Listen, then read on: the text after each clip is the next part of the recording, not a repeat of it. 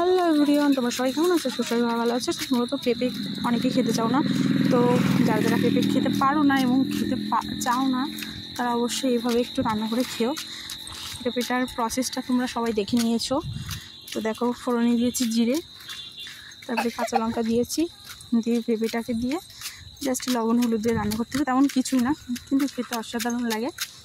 তোমরা যদি চাও অবশ্যই একবার ট্রাই করে দেখতে পারো।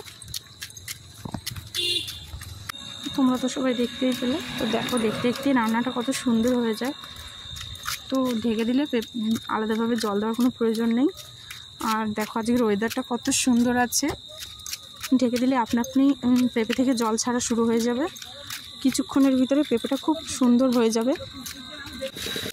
একটু গাড়ি ঘোড়ার আওয়াজগুলো একটু অ্যাভয়েড করে ভিডিওটা কন্টিনিউ দেখতে থাকো তোমরা সম্পূর্ণ, অবশ্যই ভালো লাগবে। তো দেখো পেঁপেটা কি সুন্দর হয়ে গেছে জলটা শুকিয়ে। এটা বেশি পরিমাণে তেলও দেওয়া লাগে না, খুব পরিমাণে জলও দেওয়া লাগে না।